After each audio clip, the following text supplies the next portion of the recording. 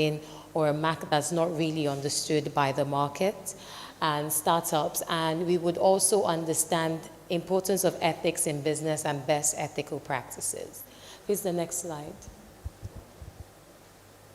So what are the benefits of a formalized business? So a formalized business, other than what Khadija is doing, everyone else has a formalized business.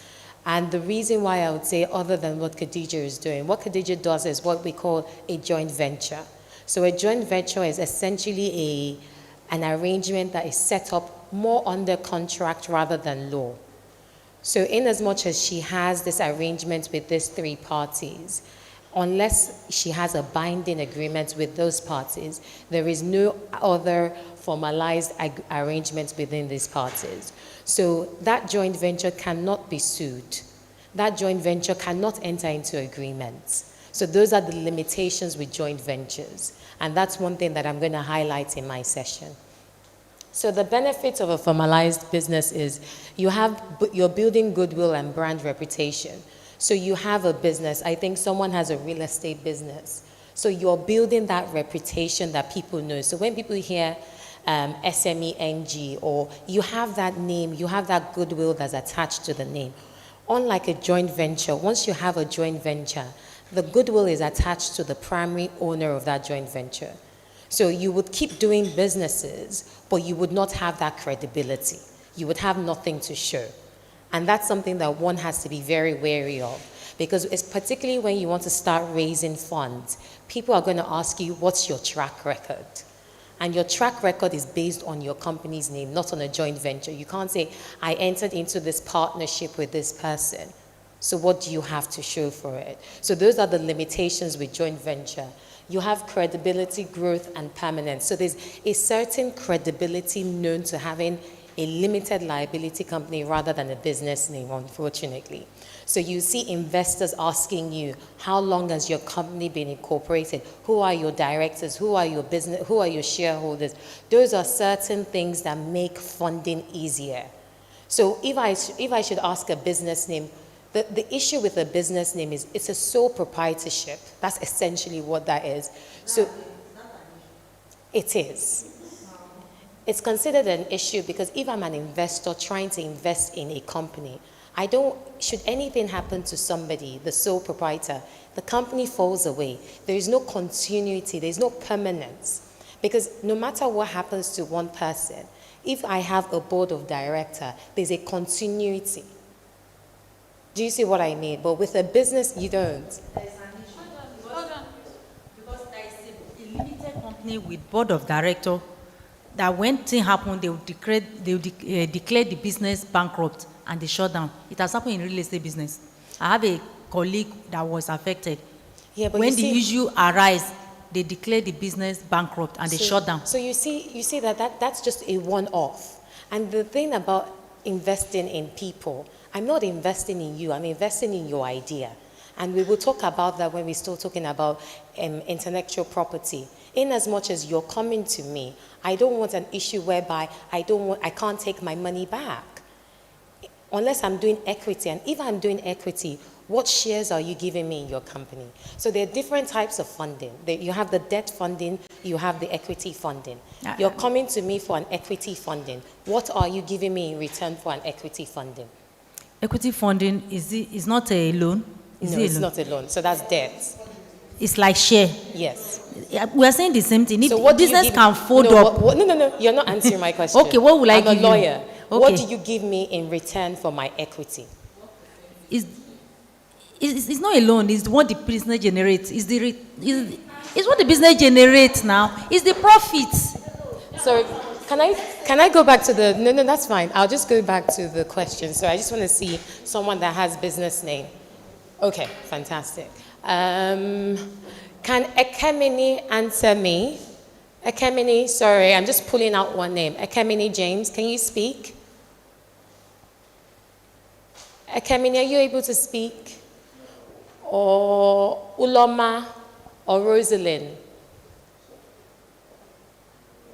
Or Grace, or Sharifat? Anyone able to speak? Or Olubumi? Hello. Good Hello. afternoon. Good Want afternoon. us to say, please? Okay, sorry, who's speaking? Sorry, I think it's Rosaline or Sharifat. I can't see. Olubumi. Olubimi. Okay, Olubimi, please, I wanted to ask you. My question is, if I was to invest in your company, so I'm having an argument internally in the room, and we're having this argument saying, in a business name, if I was to invest in your company, you come to me as an investor, and I say I'm giving you equity, not a debt. A debt is a loan, but I'm giving you equity. What do you give me in return for my equity?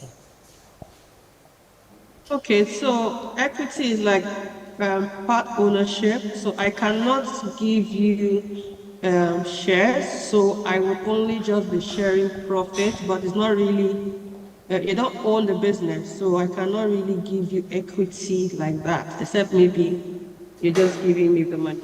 So that is very spot on, Olubumi. But my question is, you're coming to me, I'm an investor, I have different investments in different vehicles, and you're telling me, you give me the assurance that you're just going to give me profit. Do you think I will proceed with that investment? Well, it depends on the amount of information and track record I can prove. No. No, Olubumi, you're being sentimental. Let's talk facts here. Let's talk facts here. Uloma says no. Uloma said no. Uloma has a business name. So do you see what I mean? Because I have no shares, and you remember with a share is an evidence of ownership. Even if you don't give me the profit, I have something that indicates that my name is in the company's registry as a shareholder of your company. So I'm just highlighting the limitation of a business name, because that's a very key limitation, because it does affect transaction structuring. Because now instead of you giving me shares in the event of an equity, we then have to start thinking of different means of structuring an equity deal. So I'm just highlighting a constraint with a business name. So I would just move on with the benefits of a formalized business. So we have access to funding, opportunities, and partnerships. We have liability protection, and the liability protection is something I find very interesting. And this is what business name doesn't offer you. I'm not coming for you, business name owners. This is what the business name doesn't offer you. So essentially, there's a concept called the Salomon and Solomon Principle, which essentially says that the Salomon and Solomon Principle, it's a principle of law, which essentially states that the assets of the company or any debt of the company is that of the company, not the shareholders. So essentially what a company does is that it protects you. It gives you that liability protection that is not offered in any other business structure. So that is what I meant here by liability protection. Then you then have, sometimes having a structured or a limited liability company is a prerequisite for obtaining certain licenses. So as a business name, you can't say you want to go and obtain a license from a regulator. You have to have a structure. So those are one of the constraints. And also good governance. In most cases, in most international funding, things that are very paramount to them, particularly when they're giving you grants, is that they want to understand your board of directors. What is the ratio of women to men? Something so minimal. That's things that are very paramount to them. So it also shows the sign of good governance, also succession planning and business continuity. This is so important and so important. A business name owner, you have a very high risk of not having this. And investors would not find business names attractive. I am speaking as someone that sits on the other side looking at people presenting to me. A business name is already a key risk. Because if something should happen to this person, there is no continuity. How do I ensure that the loan is repaid? Then tax efficiency and flexibility, that's another benefit of a formalized business. Please, the next slide.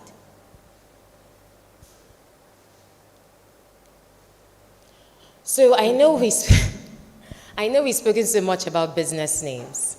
So I'm just going to itemize the different legal structures under the Nigerian law. Everyone can use this structure. A number of people are already familiar with this structure. So you have a business name, which is essentially called a sole proprietorship. It's a one-man business where liabilities and assets are owned by the owner. Then you also have the advantages of it. It's considered simpler. There's ease of making information. The registration process is also simpler. What are the key disadvantages? I think I've highlighted the first disadvantages. I've spoken about the second disadvantage. I've spoken about the third disadvantage. I've spoken about the fourth disadvantages. And I've also highlighted on the limitation for expansion and funding. So, and I think something that you find interesting is that the cost of incorporating a business name on the CAC is 10,500. Yes. And can I have the next slide, please? And the funny thing is that the cost of incorporating a company is just 1,500 naira more. It's 11,500 naira incorporating a limited liability company. Yeah, that's the official price. And CAC allows everyone to incorporate themselves.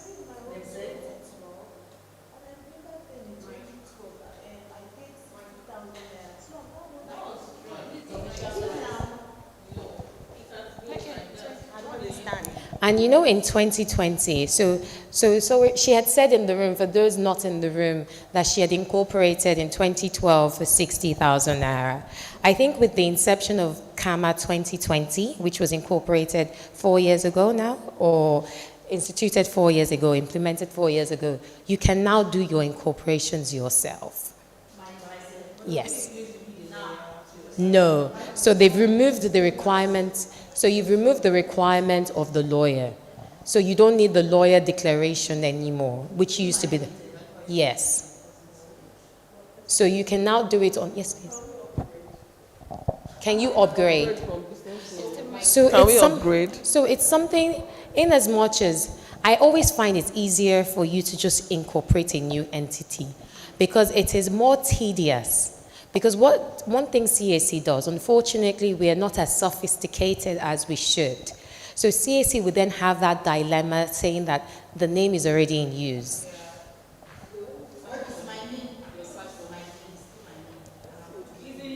Sorry, it's because it's already your business name. So sorry. The name would already be in use.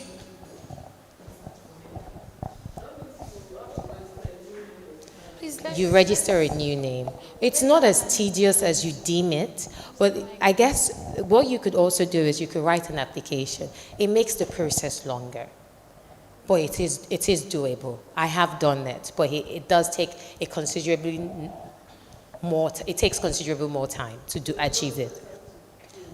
Just to do a new company, in certain instances, if CAC is a bit more proactive, they can write to the business name and say, do you give permission for that person to use their name? And you can simply say yes, being that it's you. So essentially what CAC does is, if you make an application using a name that's already in existence, so let's say you already have Aramide Oyineye business name, and you then have a company that you're trying to incorporate, Aramide Oyineye Limited. What CAC sometimes would do is that they would confirm with you if you have the approval of Aramide business name to use that name. So do you see what I mean? That's if they're proactive. I cannot guarantee you, like I can't guarantee you that. So that's why I'm putting that caveat, because there are some proactive members of the team. I would give that to them, but it then depends on whose desk your application falls under. But I would rather propose, it's probably cheaper to just incorporate a new entity. Yeah. We have some questions. I think I've taken it. What if they're not proactive? Ebele Chuko, I think I've answered that. I was asked to pay 70K to register. I didn't see. Can you see Adekumi? Adekumi, please, can you just tell us about your experience? I think with this, it's meant to be a bit more proactive. Adekumi, please, can you unmute and tell us about your experience? She did less than 20,000. Adekumi, are you able to unmute? Okay, yes, I'm unmuted. Good afternoon, everyone. Good afternoon. Okay, so I had done an incorporation earlier for 120,000. That's for my first company. So when I wanted to do this one, someone told me I could do it myself. I said, wow, is that even possible? So I just interest.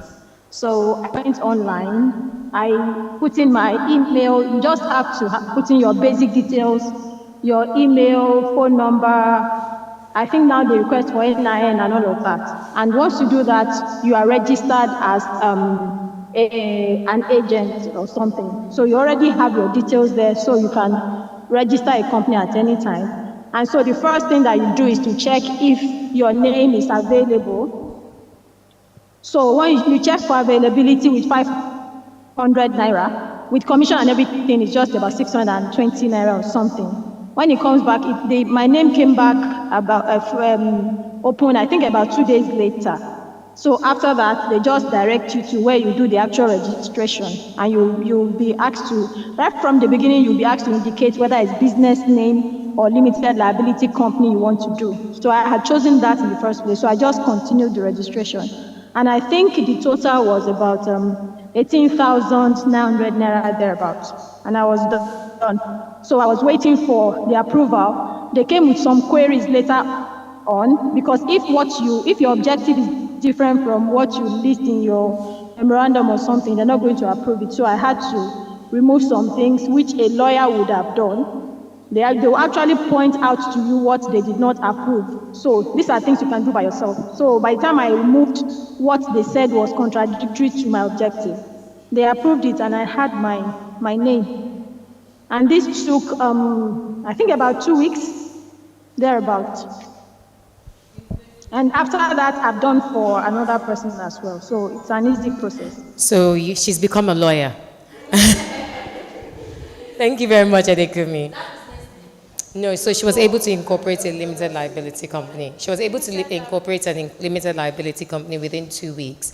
And following that, she has also incorporated for other people. So it's a very fairly straightforward process. And I always advocate for you or people to have entities when you're undertaking certain startup businesses. Can we move to the next slide, please? So you also have a company called Incorporated by Trustee. I don't know if there's any person having an Incorporated by Trustee entity in the room or online. It's a non-profit organization, like an NGO. Does anyone have an Incorporated Trustee entity?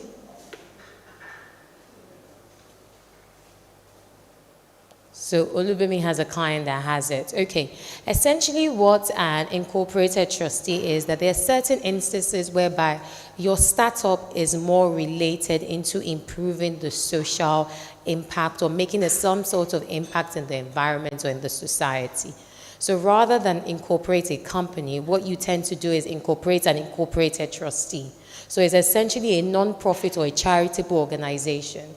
There are specific objectives, so it could either be religious, education, literary, scientific, social, cultural, sporting, or charitable purposes. So rather than directors, you have trustees. Rather than a memorandum of association, you have a constitution. So essentially, this is a structure that you set up in the event that you're doing certain things which are more of a charitable nature, but they do not make profits. Because at the end of the day, you are servicing the society, or you are seen to service the society. In terms of the legal structure, it's very similar to a limited liability company. However, because of the nature of this sort of company, because most of these companies, they tend to get grants a lot. So these are people that they give them grants. So what you then see is that there are certain rigorous additional. So if you see the last column, which is the registration, you're required to publish in 2 national dailies. You're required to advertise for no objection to the body or to the name, just to ensure that certain people do not take the corporate structure and misuse it. So CAC has an additional layer for the registration requirements.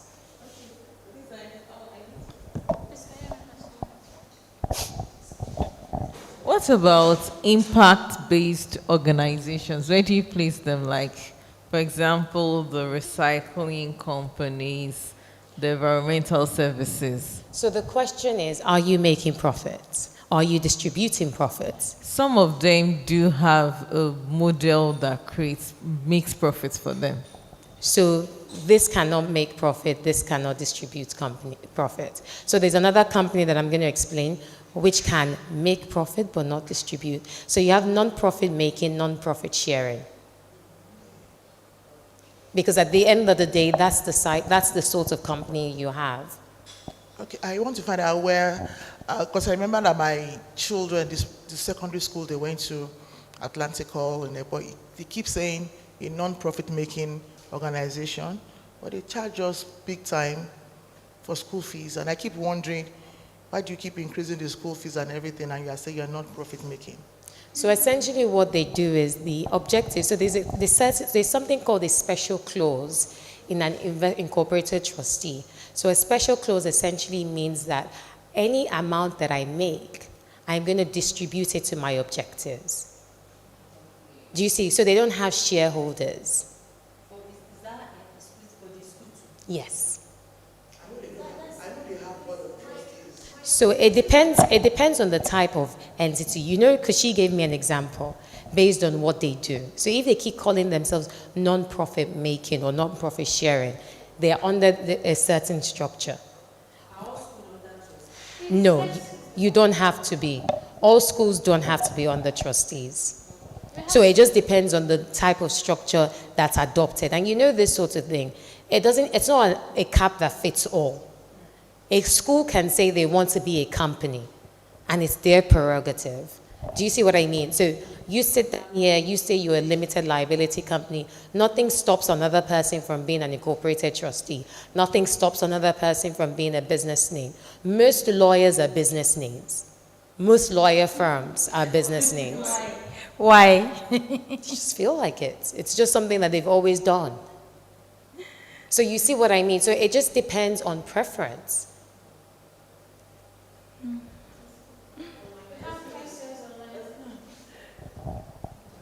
So what is the difference between a private and a public limited by liability company? So a private and a public limited, can someone please go to the next slide? Sorry. Can you go to the previous slide? The previous one, sorry. So one is the minimum capital requirements for the two companies. So there's a minimum capital requirement for a private and for a public, and as well as the minimum number of shareholders. So for a private company, your minimum number of shareholders is 2. For a public, you must have 50. Do you see what I mean? Okay. So please, the next slide. Okay. Counter. Please unmute.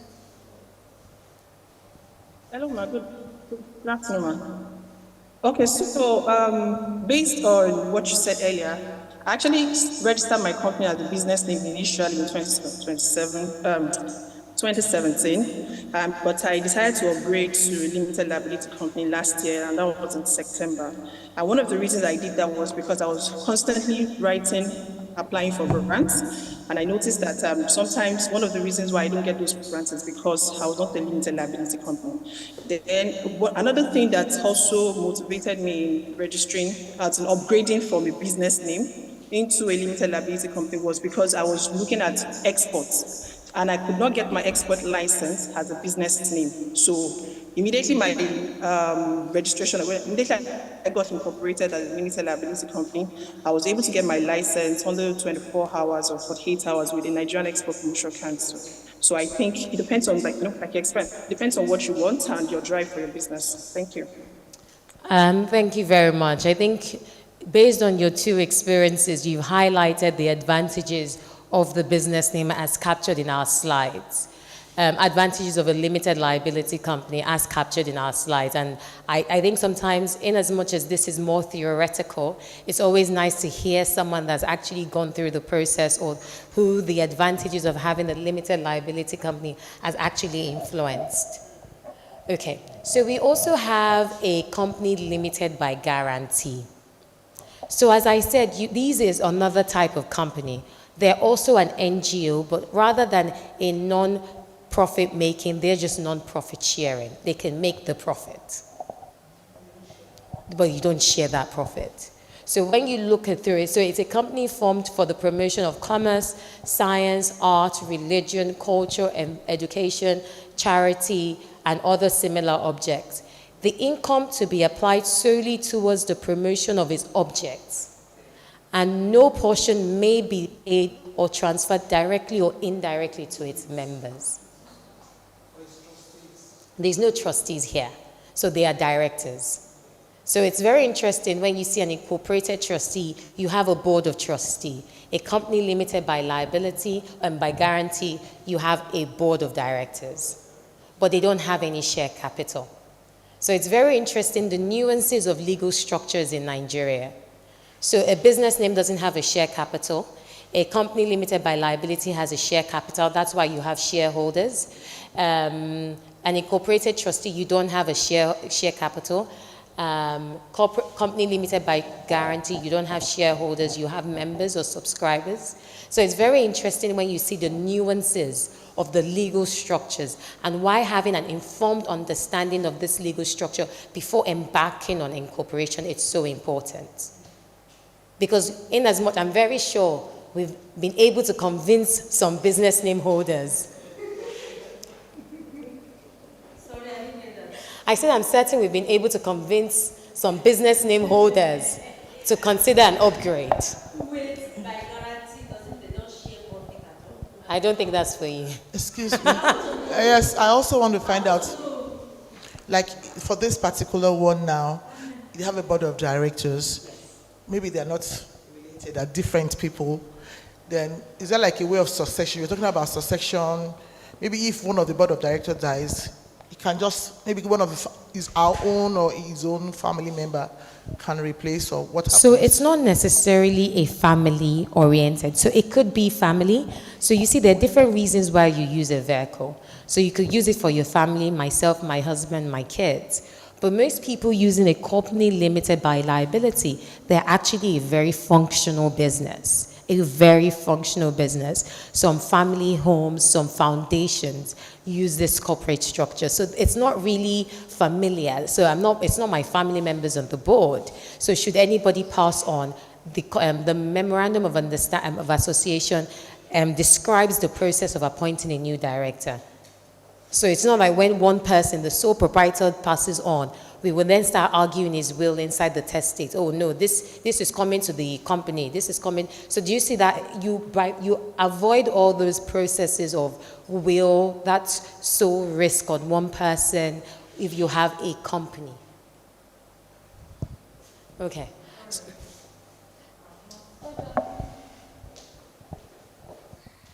Can we have the example of a company limited by guarantee?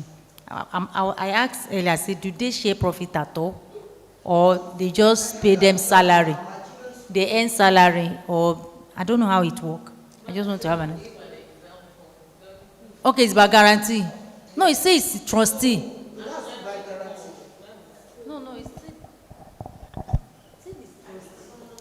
So can the lady that shared her experience on the advantages of, sorry, I didn't get the name. I was trying to see the name, but your name was so tiny. Kauta. Was it Kauta? Kauta, yes. Kauta, please, can you did mention that you did an upgrade. Can you just help share your experience on the upgrade? And I wanted to just understand the use of your upgrade. I need to understand if you're using it quite loosely or if you mean it in the legal sense. Okay, so initially, it was Kauta Foods that was registered as a business name in 2017, and that's what I've been using. So it has become a brand name, and I wanted to keep that name. So I was told that I have two options. Is either I open a new name or I upgrade. So I said I would rather prefer to upgrade. So I joined a platform whereby they do the upgrade. The upgrade was about 45,000 that I paid to them for the upgrade. So I got my name out as Kauta Foods Limited. So I was able to have it limited to the Kauta Foods without losing the Kauta Foods that I've always had. Okay. So I have a CAC document on Counterfeits Limited. Okay, I don't know if that would also help, if you could just probably share the contact details of the person on the group chat, so that someone can She's actually online. just... She's one of us here. Anoluapo. I think I'll try and highlight her if she's here. She's Okay. part of the group. Okay, fantastic. So maybe she could just probably just shed more light on it, just to understand the process in which she undertook. I do know the process is there. I just don't know how fast or how prompt that process could be. So I think Busayo said she did the same thing as well. Yes, Busayo said I did the same as well. Okay.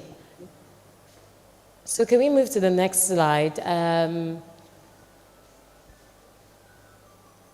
Sorry, I'm just trying to catch up on the chat, just to see if there's anything.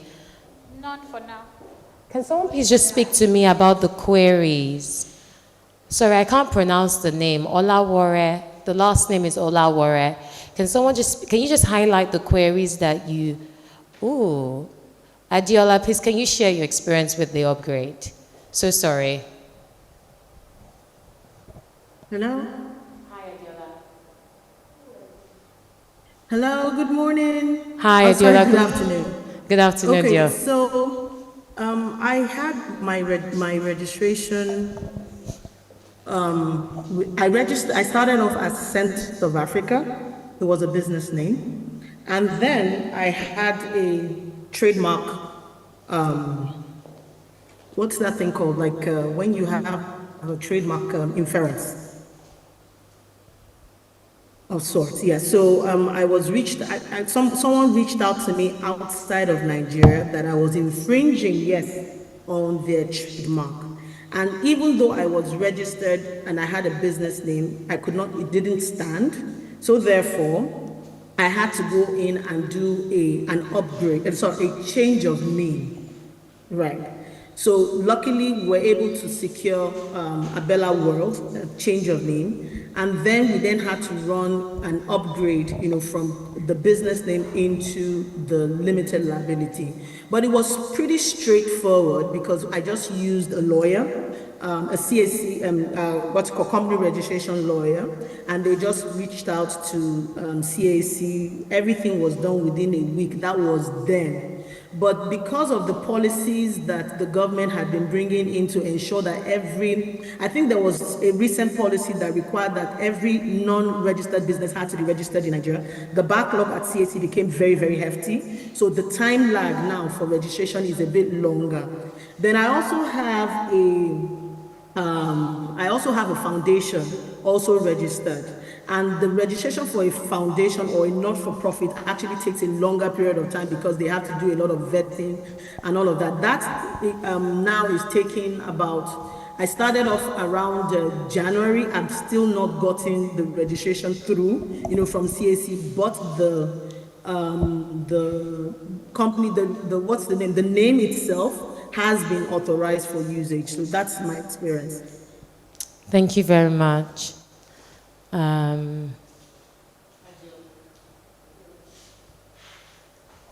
Okay, thank you very much, Adiola. Sorry, I was just getting carried away with Busayo's message. So can we just move on quickly to the next legal structure, which is partnerships.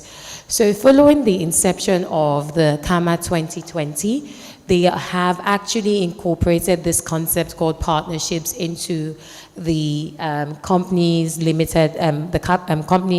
and Allied Matters Act. So essentially what a partnership is a form of business registration where two or more people come together to carry on a business with the goal of making a profit. So essentially a joint venture can be a partnership. So previously, this was only captured under the laws of the Lagos state, and certain state laws have their partnership laws. So what are the advantages? I think you can read the advantages here, whereby it says it allows you to rely on certain people's skills, knowledge, contacts to facilitate a common goal, which is to make profit. You share the profit with other people. You don't bear the loss or the profit alone, What are the disadvantages? Certain instances and with partnership, what we tend to find out is that there is usually most likely going to be some sort of disagreement along the way. I guess it's not something that is uncommon in other legal structures, but it's more so in a partnership. So with a partnership, in as much as you have a partnership agreement, you'd also have in that partnership agreement certain instances that occur that we would then need to terminate. So what would happen if there is a deadlock? That's a very key term in a partnership, because if you have 3 partners and 3 partners fail to agree, that's a deadlock. 2 agree, 1 do not agree, that's a deadlock. Then what occurs? So those are certain things that are captured in a partnership agreement. So you don't have that memorandum of association or constitution. You have a partnership agreement that governs the relationship of the partners. So you have the general partner, the limited partner, and the limited liability partnership. Next slide, please.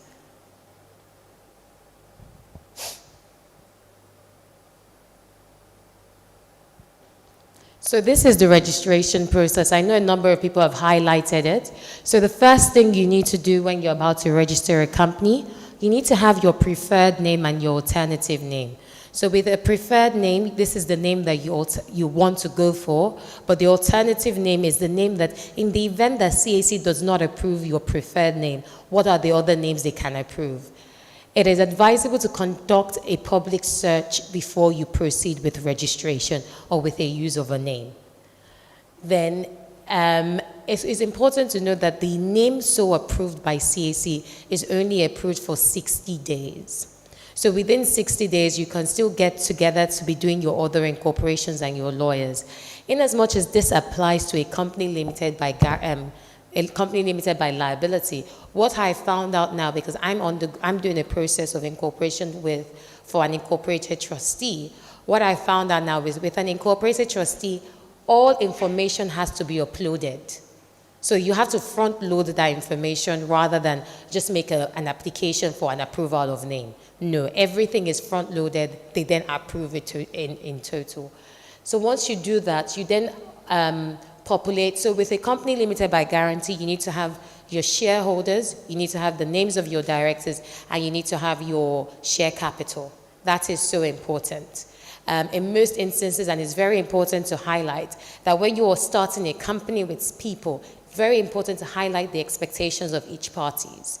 So don't let someone say that, okay, I would give you 50% once you bring this in. No. How much do I get now? Because it's clear. And we always say it's easier. So we have this saying in our office that it's easier for you to get someone to sign off on something before money changes or before someone disappears. So every understanding, let us be clear. Don't let's have an action or something that I need to do, a condition subsequent, as we will say in law, a subsequent action that would negate me increasing my share capital. Then you need to upload the means of ID and consent and ensure all information are incorporated appropriately in your CAC portal. So what the CAMA 2020 has now done is, I don't know if you remember in the past, if you look at the Memorandum of Association of UBA or FBN, the oldest companies, the old companies, you would see that you need to itemize everything the company has to do. So we will sell salt, we will buy salt, we will bag the salt, we will do this. Because before, companies could not do things outside their objectives or outside their memorandum. But that requirement has been removed now with CAMA. So what you would see lawyers do is that in as much as you state your 4 core objectives, you would then say the company is allowed to do things that are incidental to these objectives. So I've not stated it, but it's incidental to my objectives. So yes, I've not said that because I'm selling salt, I'm also going to sell the rice because the rice is going to, so essentially you have more of, you don't need to feel the pressure of populating your MEMAT with everything the company will do. No, there's no requirement for that anymore. So you can just state the 4 objectives and still do other things outside that objective.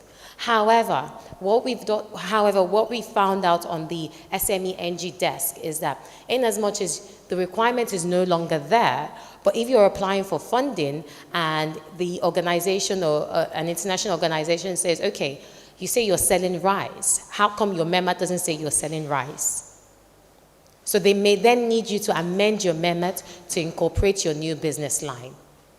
That's not unheard of. The process of amending MEMAT is so seamless. It takes 3 days. So don't ever feel the pressure of populating everything in your MEMAT at the first instance. It can always be amended. So you pay CAC filing fees, you pay the stamp duties fees. As I said, the myth of high registration has been debunked. No 60K, no 50K. I think if you speak to a lawyer and that's the case, I'll do it myself. And I can do it better. Really, you can do it yourself. Once you get the approval, CAC will give you a certificate of incorporation, a memorandum of association, and a status report. So before SCAMA 2020, you would get a form called a CAC2, a CAC7, but you no longer have those forms. So if someone should ask you for your CAC2, CAC7, all you have to give them is a status report. And you say that going forward, following the inception of CAMA 2020, all information on my directors, my secretary, and my shareholders are captured in my status report. So previously, from CAC7, it used to be particulars of directors. From CAC2, it used to be particulars of shareholders. CAC 2.1 used to be particulars of secretary. CAC 3 used to be particulars of registered address. But what CAC has done now, just to save costs, because that was one of the reasons why CAMA 2004 was amended, was the need to save cost. So rather than having 4 forms, they've incorporated all that information in one form. So that's a status report. So the next slide, please. So a quick checklist. So business name, minimum number of natural persons, 1. Private company, minimum number of natural persons, 1. You can incorporate a company now with just 1 shareholder. There's no need to have 2 shareholders. So 1, public company, minimum 2, incorporated trustee 2, company limited by guarantee 2, partnership 2. Is there a requirement to register as CAC? Yes, yes, yes. Is there a requirement to have a company secretary? No, no, yes, yes, no, yes. Is there a requirement to reserve the name? Yes. Attorney General approval is only required for a company limited by guarantee. Newspaper publication is only required for incorporated trustees and company limited by guarantee. Minimum share capital is only applicable to a public and a private company. 100,000 for a private, 200,000 for a public. Can a company be a shareholder? Yes, for limited liability companies. Yes, for company limited by guarantee. What is the constitutional document? There is no constitutional document for business name. Constitutional document for a company is a memorandum and articles of association, memorandum and articles of association, a trust deed, memorandum and articles of association, and a partnership. Next slide, please. So I will just very quickly give an overview of the taxation framework. So in as much as I've spoken to you of the advantages of a company, we must also understand the liabilities of a company. So with the taxation framework, companies' income tax, personal income tax, a VAT, and a capital gains tax. Those are the most common forms of taxation principles in Nigeria. So a company's income tax, it's payable by a business name, companies, incorporated companies, only on profits and business profits. It's usually payable on an annual turnover of a company. So sometimes, in as much as you may be the sorts of entities, if you don't have that annual turnover, you're not likely to pay it. So a personal income tax is the one that's payable on the individual. The rate payable depends on the state the employee or the person stays. Then you have the value added. Yeah.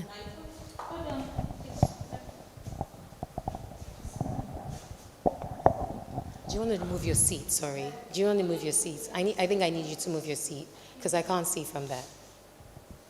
I want to ask, I thought it was variable also to just salaries. The salaries earned by the individuals. No, it is.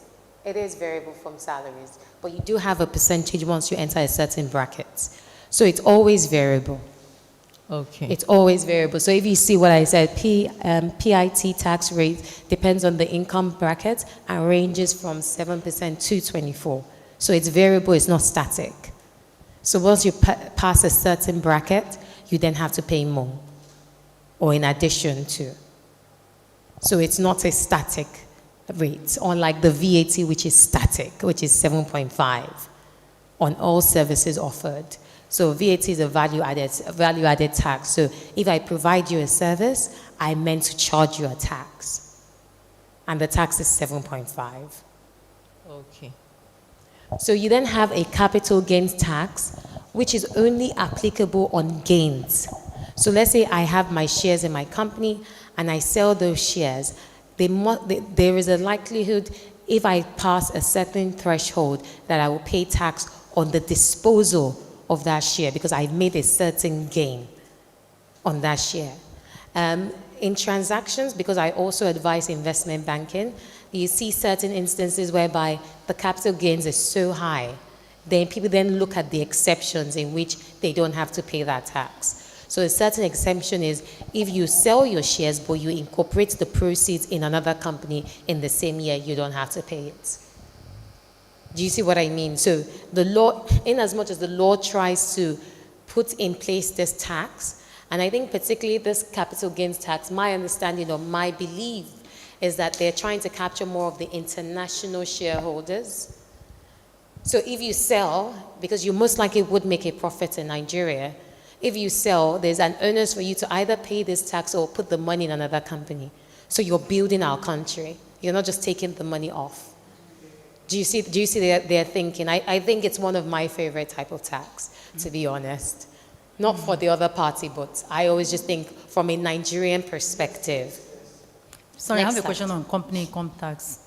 You said if you are making gross turnover of 25 million or less, you are not paying company income tax. Is it applicable to business name or to even a public liability company? It's applicable to the companies. Everybody? Yeah. Okay, even if you are a limited liability company? Yes. Even if you are not making profit up to 25 million, you are not paying tax? Yes, but there's certain instances that you have to do some nil filings. Oh, you must file anyway. You do a nil filing if you just want to say, okay, I'm trying to have a tax presence, because I don't know about you guys, and you should tell me because I'm just a lawyer. Sorry? And I said, I'm going to ask you, the companies, in terms of making certain grants, do people ask you for your tax clearance certificate? Yes. Do you see what I mean? And they've never asked you. You're very fortunate. You're very fortunate, because even now, I don't know if you guys noticed that when you're driving and you have a fine, they ask you for your tax card. They've asked me before. So I then had to get my TCC. But I'm surprised they won't ask you for a company, because there's a number of requirements that we've also faced internally, and they ask you, oh, can we have your tax clearance certificate? And maybe because you haven't had dealings with the state, if you do have dealings with the state, they would ask you for that. Yeah. Yeah. Okay, can we move to the next slide, please?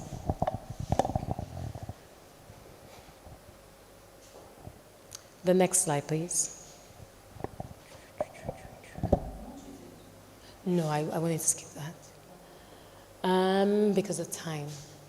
So so we're moving on straight to intellectual property rights. So essentially what intellectual property rights are, they are intangible, owned, legally protected by entities. So these are rights that are not attributable to shares.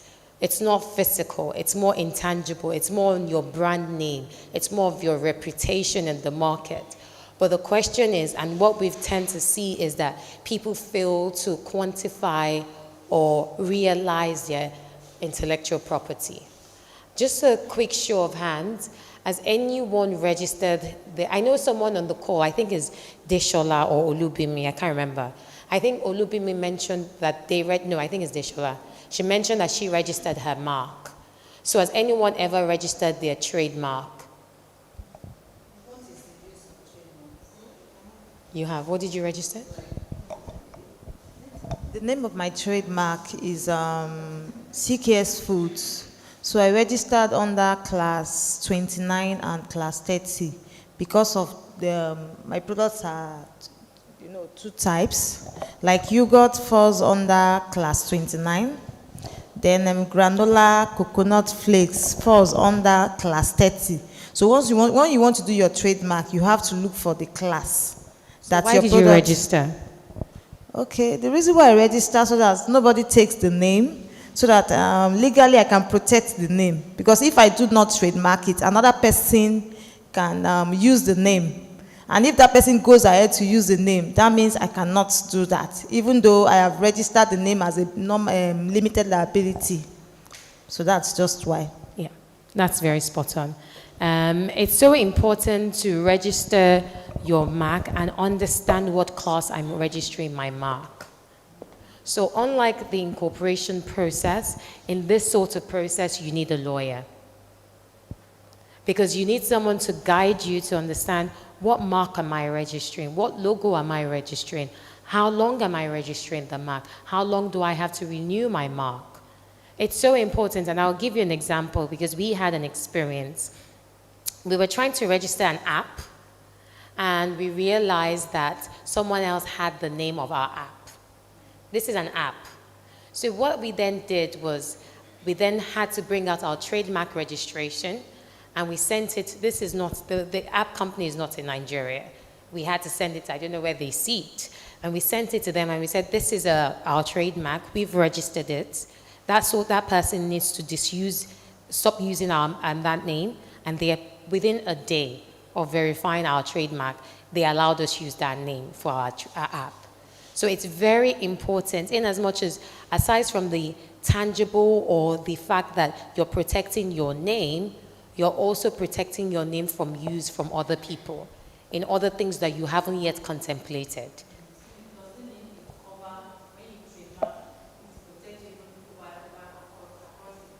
So you would have to be fortunate because trademark is jurisdictional.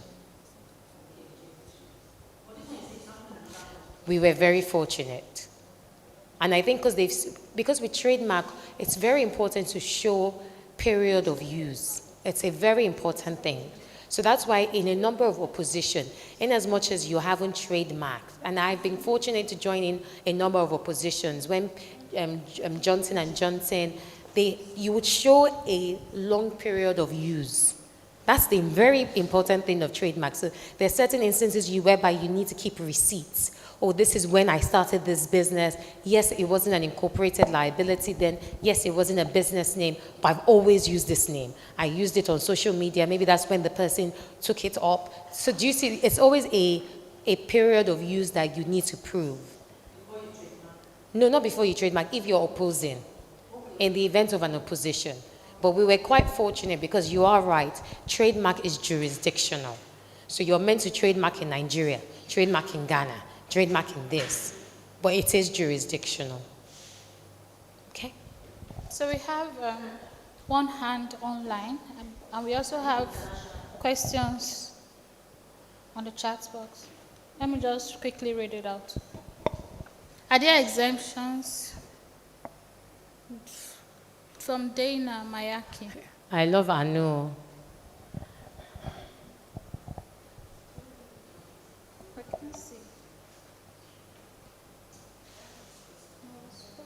So can we just proceed with the next slides? I think as we go on,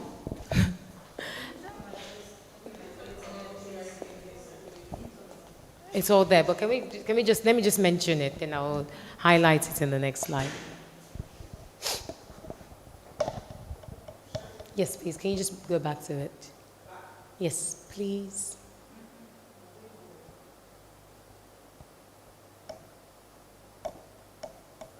So what are the benefits of trademark? Brand protection, exclusivity, statutory protection, distinctiveness, and uniqueness. So we have 4 types. You have the trademark, copyright, patent, and trade secrets. So please can we go to the next slide, which I will highlight the types.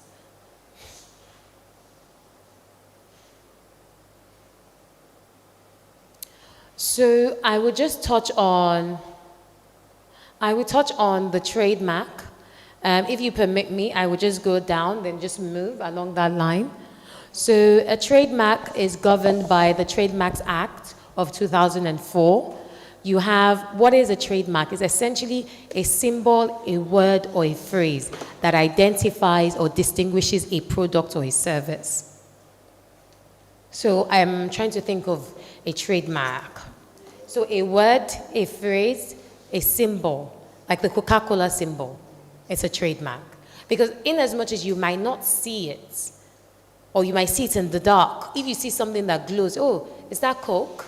It's a trademark. It's something that you align to that brand. So it's either a word, a symbol, or a phrase. It could be, I'm trying to remember a phrase, a catch-all phrase.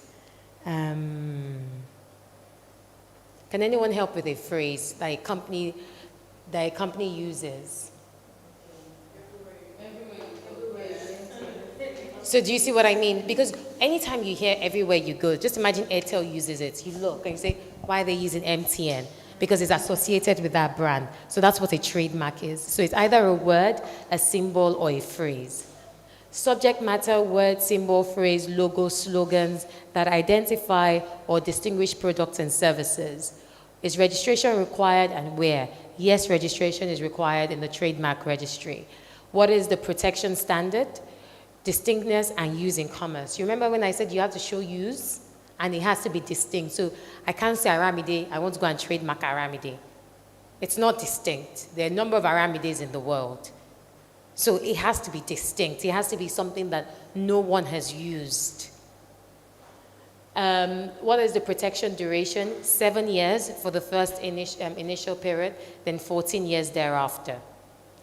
What are the rights of others? So it's truthfulness in communication. So right of others means what does it, by having that right, what is the obligation of other people? So they need to recognize your truthfulness in communication, obtaining permission, and acknowledging ownership. Do you see what I mean? So they may use it, but because I have a registration, the onus is on you to acknowledge my rights. The onus is on you to get my permission. The onus is on you to then communicate truthfully if you're using it. Because some people can say, as Coca-Cola says, everywhere we go. Do you see what I mean? So they put that caveat, as Coca-Cola says. So they're using it, but they're acknowledging they don't own it. Do you see what I mean? So it gives you that right.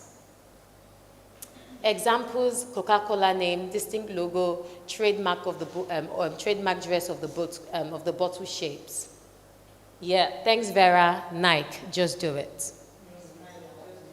Do you see what I mean? So once you have that phrase, that's a trademark, that's a mark. So you then have a copyright. So a copyright statute is the Copyright Act. So there's a Copyright Act. I need to confirm that year is wrong. That year is wrong. That year needs to be updated. So I believe it's copyright 2023, if I have that correct. So what is a copyright? Essentially, it protects authorships such as books, music, software. So when you see, I don't know if anyone has a textbook, when you turn around, you see C, 2024, that's a copyright.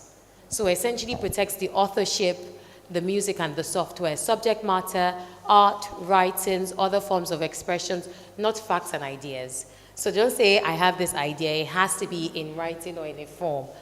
Then, is registration required? It's not required, but it's advisable. There's no requirement to register under Nigerian law. That's categorically clear.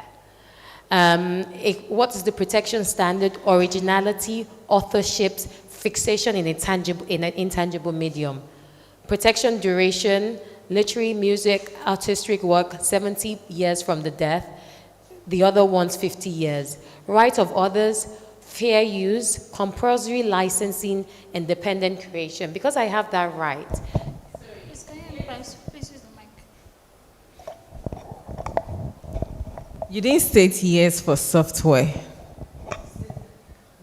It forms, I think it goes under cinematograph, but I would reconfirm and I'll circulate that.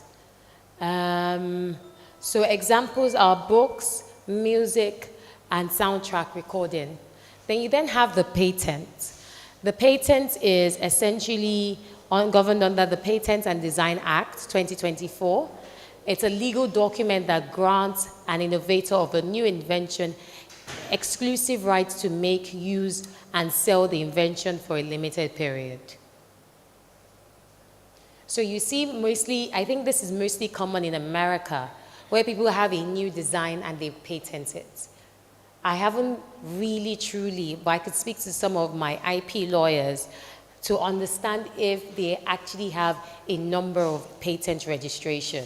Because let's not lie, what are the new, or does anyone on the call have a patent registration? You actually do. You actually can register it. You go to the trademarks registry. Yeah, they actually have a patent registry, sorry. So it's more of, so when you think of patent, think of design.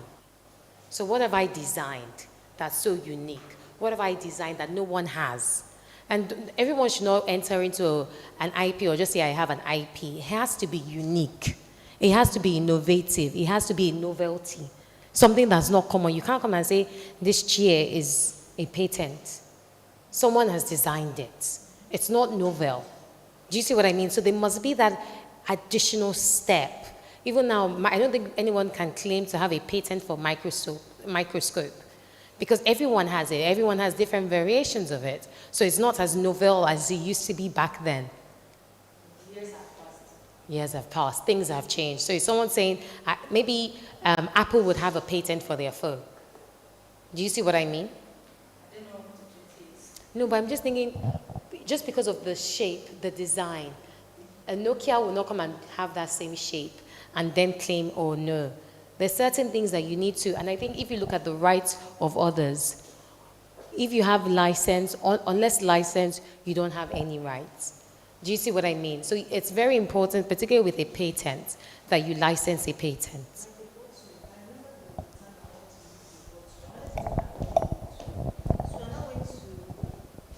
There was a time I wanted to do mold, like mold, something for all these pet bottles. So I wanted to do my own. So I actually did it. I did a particular design I saw in the market. And thankfully I was talking to someone in the market. I was just showing this. The person said, don't you know that this design is patent? And the people who hold this design, they are lawyers, or all their family, they will sue you. They will do So I was just like, so thank God I met with that person. So we had to now go back to redesign the mold. I had to change the design entirely. So when you go to Ojota and all those places and say you want to go and buy a bottle, and tomorrow you want to go and do your own, you now copy somebody's own, you don't even know whether that bottle is patent. So we just have to be careful about that. I think that's so important. And I think I was having a very interesting conversation with a colleague. Someone was telling me that Diola Sego, I don't know if anyone is familiar with Diola Sego, that their outfit is actually protected. So they protected that laser because it's their signature. So it's very interesting, and I think I really thank you for that example. Sometimes there are certain things you would just think, everyone can do this, but it actually is protected under certain IP rights. And it's very, very interesting. And I think the onus is then on us if we have this innovative or this new idea that we're coming up with to protect our patent. And it's so interesting how people as low as people in the market, they recognize that you cannot do this. And I've also had similar experience whereby someone said, you can't buy this, or somebody already has this. No, we can't do this. No, they would ask you. So they're actually scared. I think the only industry that I find that they're not scared is in the art, where people still plagiarize, copyright. Apparently they're not so scared, where you have films moving around, artists crying on social media. So those sorts of things, they still go on and experience. But I think with certain trademark patents, these are things that you cannot escape. You can renew. No, you can renew. Yeah. We have one hand up. Patricia. I can confirm for you. Onoja, please because unmute. is it a trademark one? Because they actually have. Patricia, please unmute if you can hear me.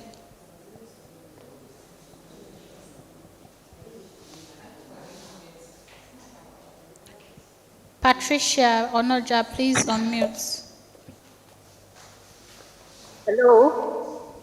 Good afternoon, we can hear you. Good afternoon. I try to patent a new product a food product. Actually went to Federal Ministry of Trade and Investment for it because that's where you get your patent done. And I was given the forms to fill and all that. But I discovered that somewhere in the form, I was asked to give a detailed description of my process. That I found that very uncomfortable because it took me 4 years of research to achieve that, and then I should just leave myself to them. And that is where I got stalled. I wasn't comfortable at all. I need to be protected before I can do that. So I don't think you can yeah.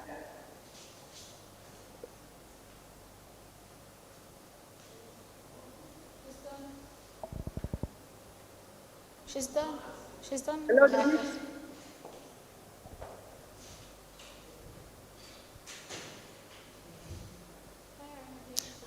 Sorry, I was having a read through the comments. Okay. We have a question on the Q&A session. Let me just read it. What's the question? Are there exemptions for companies even if you earn more than 100 million? Do business names pay VAT even when they are below 25 million? So I am not conversant with the tax requirement for business names. Unfortunately, it's not a legal structure that I believe in. So I try to limit the knowledge that I gain in that area. But I would always ask that you speak to a tax advisor. Because in as much as a lawyer, I know what the law is, a tax advisor actually specializes in tax. Because lawyers don't do tax filings. We can advise you the theory elements of the tax filing, but the onus is on the tax consultant to help you with that, obtaining that approval. So I would ask that you please speak to a tax advisor. Is this applicable to any business name registration, all types of business registration? Oh, no, just the tax elements. She was asking. Oh, no, it's your brand. So you then, depending on what type, remember I've told you different types. So in the area of your business, you're a real estate consultant. So what essentially, are you trying to trademark your name? Are you trying to trademark your logo? Are you trying to trademark a phrase? Or have you discovered a technology that can be used, I don't know, to sell a house? Do you see that's when it becomes patent? So I'm giving you different examples. Or is there a formula that you use in creating the Coke or something that's a trade secret? Yes, that you do not pay VAT below 25 million. Okay. She's an accountant. It does consult. Yes. So that's what I mean. So they are in a better position to inform you. I will tell you what the law states, but they would then tell you on the practical elements of the law. So we also have a trade secret. So what is a trade secret? Unlike the other forms, a trade secret is essentially an information, an idea, something that you have that distinguishes or makes your business great. Should I take that again? You get it? Okay. So essentially, what is it? It's a formula, it's a device, it's a pattern, it's a program, it's a technique. So we've seen different types of Coke, but there's only one Coke. So that formula in making Coke is a trade secret. So you can say, oh, there's a way, and I think it's also with chefs, there's a way everyone makes jollof rice, but there's a jollof rice that you would taste, that you would say, what is going on here? So there's a formula. So trade secret is more formula related. So what is my formula of making income? What is my formula of making process? What is my formula of dealing with certain inquiries? What is my pattern? What is the analysis that I go behind my business? That's a trade secret. There's no registration required. It's mostly covered under agreements or contracts. What is the protection standard? Commercial value, unknown, unavailable information, efforts to maintain secret, potentially protected forever until publicly disclosed, independent discovery or reverse engineering, Coca-Cola formula, KFC recipe, trade secret. We've all fried chicken, but no one's chicken comes out like KFC's chicken. So do you see what I mean? So there's a formula, and I find, and I wish I knew someone, how does that work? So as I tell you, I'm telling you more of a theory elements of things, but it will be quite interesting to understand who holds that trade secret. Do you see what I mean? I'm sure a number of their forefathers have died. Do you see? It's like, so who is it? The person just comes in there, pours that formula and goes out. But do you see what I mean? So do you see what I mean? So who does that mixture? But and I guess it's so important, and this is what I say. In as much as we're all laughing here, I'm certain 100%. It's like when people pay people off in America. You know, they make you sign into this confidentiality agreement. A breach will be so catastrophic. Do you see what I mean? That they would make it so expensive for you to breach it. They would take you to court. They would take you. So they deter you from breaching a clause. So I can imagine a number of people they actually know this Coca-Cola formula, but they cannot disclose it because it's such an expensive thing to disclose. Do you see what I mean? So there's some sort of contract deterrent that's probably involved in this.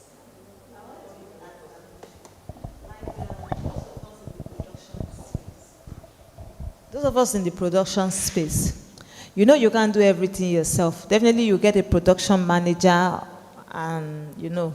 So how do you now protect that formula of yours? Because there's every tendency that tomorrow the production manager can say, I don't want to work with you again. And you cannot really say what happens afterwards. Because remember that that production manager knows your product formula. So how do you protect it? Okay. So we haven't worked briefly with intellectual property. So what I find that they advise is you enter into confidential agreements. You enter into a third-party guarantee in the event of a breach. A third-party guarantee. So just you're doing everything to deter them. And most importantly, what we then used to advise our lawyers is, our clients is never give them all. So give A this, so stagger the production implementation process. So let Aramide do, sorry, what do you make? Yogurt. Let Aramide mix the milk. Let somebody else know the texture. Do you see what I mean? Control the amount of information, because you are right, they will leave. And you can't be seen to constrain. Everyone has a freedom of trade. Because if you then say that, alternatively, what you also put in your contract of sale is that they cannot indirectly or directly undertake that production for 7 years or 3 years. Do you see what I mean? So put a non-competition clause. So yes, you've left me, but you cannot undertake that trade. So everything, and this is why I say in IP, you need a lawyer. In your business, you need a lawyer. With your IP, you need a lawyer. Especially when we see these days whereby someone can take your idea, set up a company, and do the same thing. So you need to have this non-competition clause. You need to have confidential agreements. You have to have third-party guarantees to ensure that in the event of a breach, put a ridiculous sum of money. It's contract. Whatever we both sign. And remember what I first said. It's when everybody's on the table. So he's not going to sign 10 years after. He's going to sign when you're giving him the job. In the event of breach, you pay 50 million. If you can't pay the 50 million, I'll go and meet your guarantors. Do you see what I mean? There must be certain things that would deter an act. Yes, please. Yeah, like what you said, we have a bakery, and what we do is we give our bakers pre-mix. We have some things we mix, the yeast, we have a recipe. So we give our bakers the premix. So what they do is they just take the premix and the flour, so they don't know what we mix. You're very right, and that's a very good action, because in as much as we don't want to, I think for small business owners, we don't want to be seen as micromanaging, but you also need to know that your trade secret is not something that you can transfer on, because they are always going to be your staff. And the moment you realize that, you take the steps that she's taken.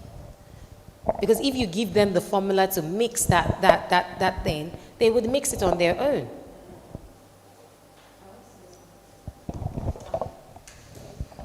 For someone like me who is into yogurt, like basically for my own products is milk, water, and yogurt culture. So let's say water is like one of the integral part of it. And you made mention of like you don't give your trade secret to like just one person. So how do you do the water part?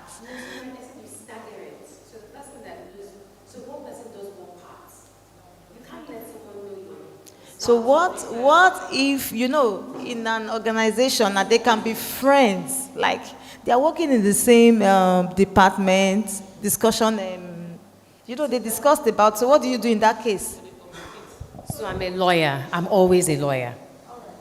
I'm always a lawyer. The first thing I am is a lawyer. My confidentiality agreements. And in as much as I'm working or I'm in a team with 4 people, there's an obligation on you not to tell me anything. It's very important. And you need to, and I think these are standards that you need to imbibe in your businesses, no matter how small it is. A 3-man business, maybe you're the boss, you have 2 other people helping you. You should actually test them. Tell Aramide something, tell Saidat something, and let's see who will disclose. Do you see what I mean? So I know with a small business, you always need to think about scaling your business. You cannot scale your business if your trade secret is out there for everybody. That's so important. What she can do is, she can have these pre-packs, your milk, your sugar, and some other things in smaller packs. So what they will know is, this is the water. They'll just know the quantity of water to add. They don't know the quantity of the milk, the quantity of the sugar, and other things. So you can do that. So you... No, you have already pre-packed them. Just take 2 packs of this premix and this quantity of water. So they don't know what is in that premix. Let them guess. It's just guess, but they will not know the actual weight. Okay, thank you very much. I'll just jump straight to the small business legal risk framework. So these are the certain key risks that we recognize that's applicable to small businesses. So we have the reputational risk, we have the compliance and security risk, we have the operational risk, and we have the legal risk. What is a reputation risk? A reputation risk is essentially allegations of fraud, a breach of confidential obligation, legal claims by clients or customers or former or alleged staff. Then you also have impersonation of key officers or tax evasion. So what's a reputation risk? A reputation risk is a risk associated to your brand. So if she shares her formula and someone then discloses that formula to somebody, that's a reputational risk because you've been in breach of my confidential obligations. Or let's say a client discloses something to you personally. So let's say the real estate fellows, someone wants to buy a house because they're expecting a money to come, and you then go and tell somebody, that's a confidential breach. Because then what that has done is that you've affected your reputation. So there's a client I worked for one time, And the person reached out to me and said, Aramide, how much would it cost me to breach this agreement? Because the person didn't want to sell the shares anymore. I could quantify. I said with every day, because the agreement actually spells it out. If you fail to carry on this transaction, you will pay 50 million US dollars. I could quantify that risk because it's a legal risk. It's not a reputation risk. But when I told him the cost it would cost him to breach the agreement, I then told him, I cannot quantify your reputation risk. Because what people would then recognize him in the market is that that's the man that doesn't close a deal. So that's a reputational risk that I cannot quantify. But I can always quantify your legal risk. So if you fail to pay this tax, Aramide, how much is my penalty? 10 naira per day, 10 naira per day. If I don't file my annual returns, how much do I need to pay? 500 naira per day. I can always quantify a legal risk, but I can never quantify a reputational risk. And that's why it's one of the scariest risks that businesses face in Nigeria, both big businesses and small businesses. So you also have your compliance and security risk. I'm certain that depending on your type of business, everyone knows about the NDPR, which is the data protection in Nigeria. So there are certain breaches, and now that everybody uses IT, there's a security and IT risk that small businesses face and they need to take into account.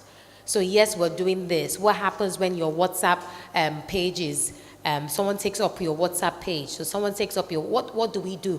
What are the processes that we put in place to address or counter that effect? What happens when Facebook seizes my page? What do I do? Do I have a backup page?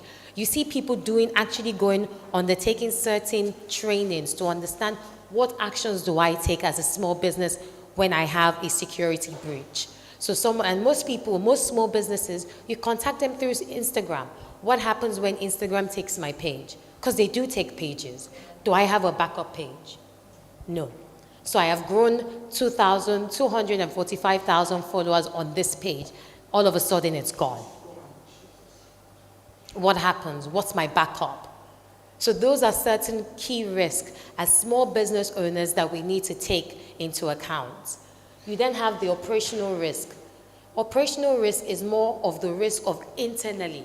So we've spoken about reputation, we've spoken about compliance and security, but what about internally? Somebody uses the account. Someone's meant to pay money into one account, then pays it into their personal account.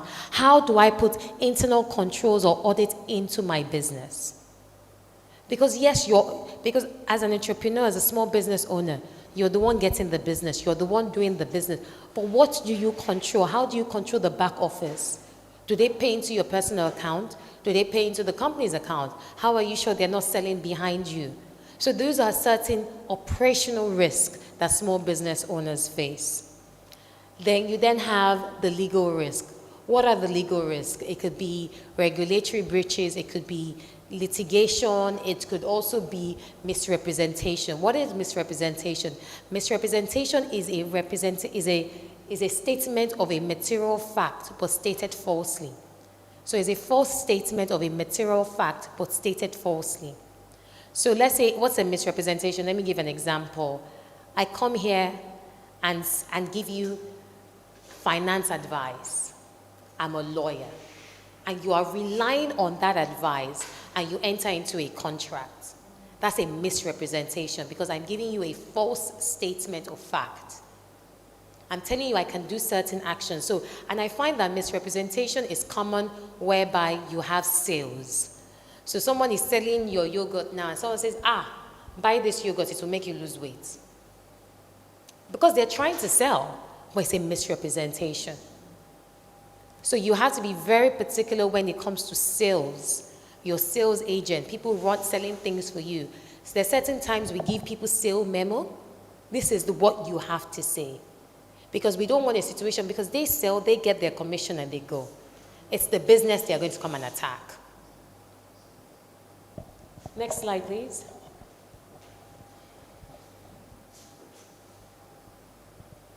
So what are the risk mitigation strategies? Compliance with applicable law, developing a compliance grid. It is very important to develop a compliance grid, particularly for small business owners that have regulatory licenses. Because with regulatory licenses, there are certain filings that need to be undertaken at certain interval. So I always advocate to have a compliance grid. Adherence to good governance, having a board of directors, having meetings. These are checks and balances to a company. Development of an SOP. This is standard operating standards. So what are our operating standards internally? What do we need to undertake internally? Periodic reporting to stakeholders or even investors. That gives them comfort. There are certain people that would take money from a company and every month, this is what we've achieved. They're not asking you. But then you come back and you say, oh, I want something more. But because they've seen a track record of what you've achieved thus far, it gives them that comfort. So periodic reporting, they may not ask for it. Even people that you take loan from, equity, they don't ask for it. Because some people just give money and they've moved on. But when you give them periodic reporting, last year we did Q1 2024, we achieved these sales, compared to Q1 2023 where we achieved these sales, we are estimated to achieve, it gives them comfort. As so this company is actually being quite accountable. Engagement with professional advisors, I've told you, legal tax accountants, you have to use them. Not for incorporating your companies, but for other certain services. Maintenance of key insurance policies. I know insurance policies may be expensive, but I think it's something, particularly when people have factories, that they should consider. Development of compliance and risk management policies. These are very important, particularly when you are trying to get financial grant or funding. So there are certain financial organizations that will ask you for your anti-money laundering policies. What's your anti-bribery policy? Particularly because we're in Nigeria. Those are things that they mark as red flag. So these are policies that you should even just have. It could be a one-pager. It doesn't have to be that detailed. Maintenance of financial records and annual auditing of accounts. This is so important. I know a number of small business owners do not do annual auditing of accounts. This is important because it shows your track record. There are a number of organization investors that would ask you, give me your 3-year financial performance. I have seen companies, established companies that we wanted to invest in, they will start shuffling. And I'm thinking, this is not a good sign. Someone should know their numbers. You should know your numbers on the top of your head. You should have a presentation on your numbers. Maintenance of legal agreement database to track expiration. There are a number of agreements that have expired that we have. Things have expired, let's track it. It could be internally, it could be yourself, but just create this institution that you're going to expand to other people once your team starts expanding. Then business continuity and succession planning, that's so important. Very, very important. Next slide.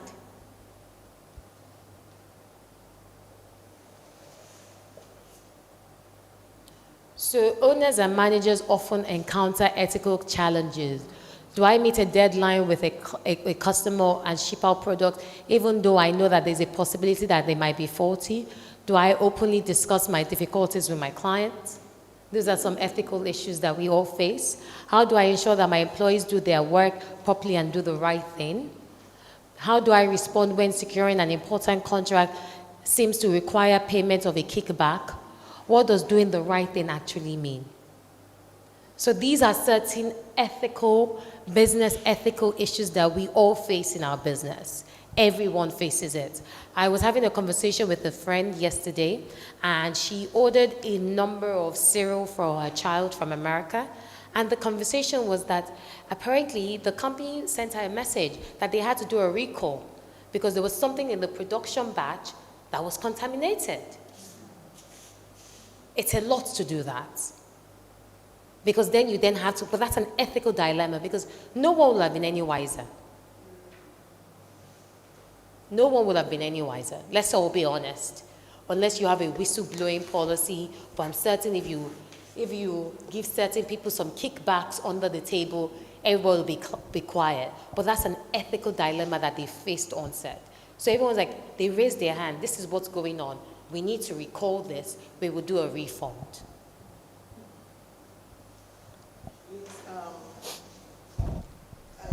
also noticed something. I think these people abroad are more ethical than us. Sorry? Because I said, it seems as if all these companies, these foreign people, they are more ethical.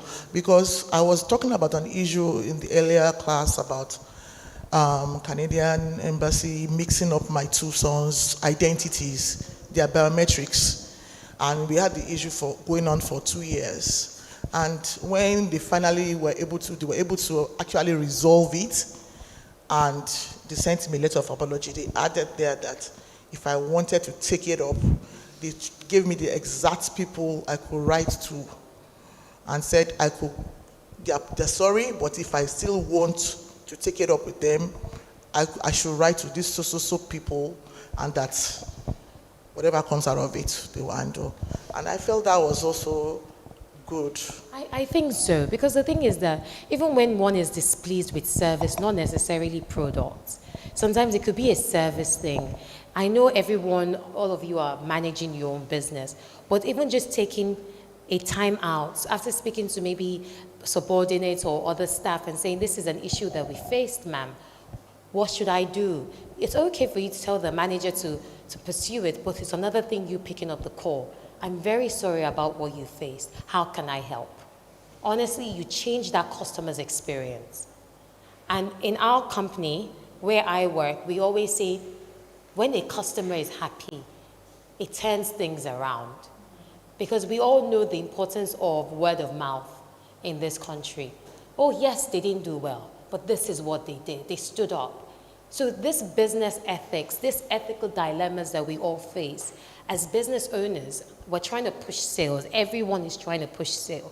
But there's certain instances whereby we don't push sale to the detriment of our business. And I'll give you another example. We bought a cake yesterday night. The same friend of mine, it was her birthday last night. Bought a cake, the person had traveled. And we ate the cake. And I thought to myself, I didn't know the person had traveled. I was like, this girl's quality of cake has changed. Someone else said she's not around. I'm not going to eat that cake again. I don't even care when she comes back. But do you see what I mean? That experience has given me a bad example. I'm not going to go to that brand anymore. And that's the thing. And let's all recognize that there are different people offering the same services. So if a customer comes to us, we make a mistake, everyone makes mistake, but the acknowledgement of it, achieving that ethical dilemma, and taking ownership of certain actions can turn the customer experience around. Next slide, please. Please, let's turn off our phone. So ethical business practices, these are certain things that I've seen global companies do. Define corporate values. Certain people have mission statement. What is your mission statement? I remember in our company, there was a day whereby we all had to stand up and be reciting our mission statements and our values. What do you do? What do you come to the office to do? What are you here to achieve? There's certain instances whereby you need to remind your staff, remind yourself sometimes about what is my mission statement, what's my corporate value. Gender diversity and inclusion, personal integrity, good faith, honesty and fairness, health and safety protection, customer due diligence, transparency in dealings, declaration of conflict, zero tolerance to bribery and corruption, whistleblowing policies, appropriate disciplinary action. Next slide, please.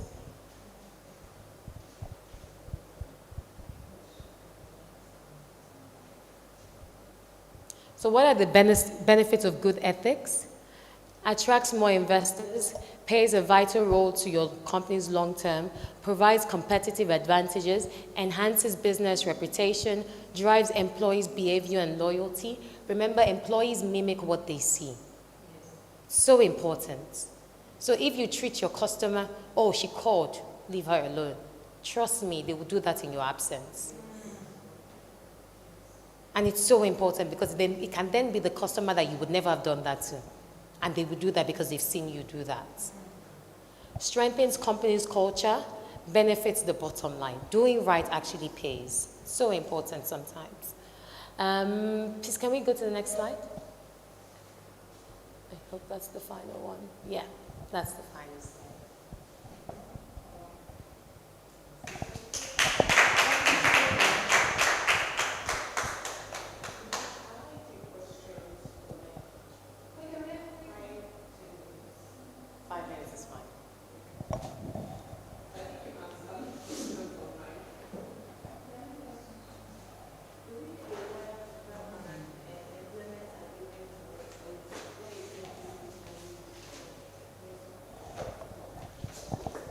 Thank you so much for participating.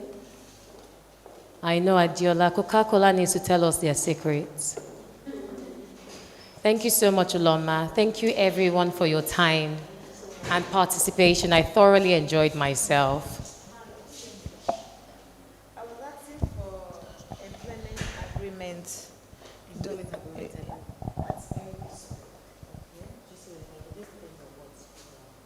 So that means we need the services of a lawyer to give us.